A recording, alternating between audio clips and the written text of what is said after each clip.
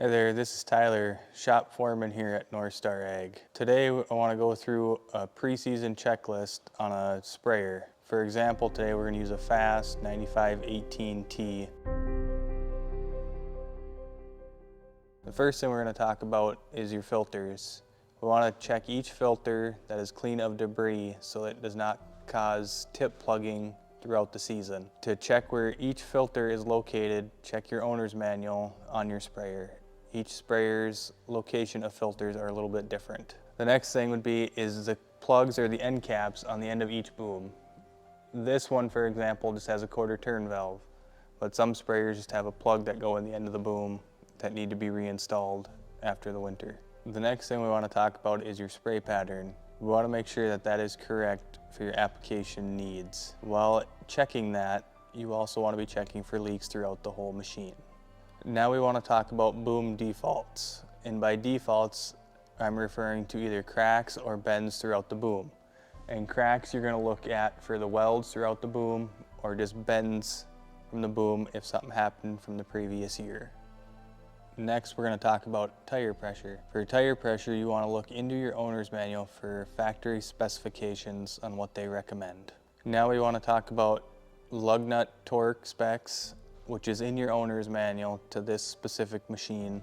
And you also want to check your wheel bearings while doing this and wheel seals on the inside. Now we want to talk about greasing pivot points on your booms. This is an example of a pivot point on this boom.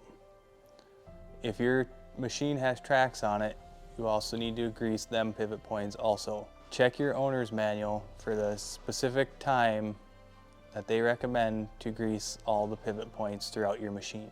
Next, we want to talk about oil level in your pump that runs the sprayer.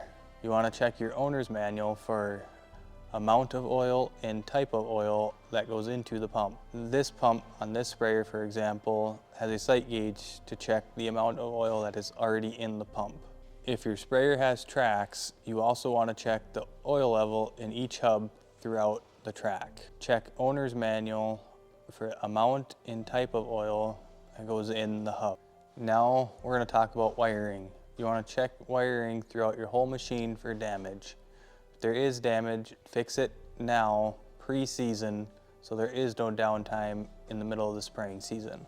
Next, we're going to verify boom height and calibration. This, you will need your sprayer hooked to your tractor and unfolded. When it is unfolded, you will need to go into your screen and turn on your boom height sensors and check that the height is correct to your needs.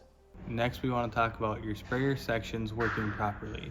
This is the perfect time to do so after we just got done verifying boom height and calibration.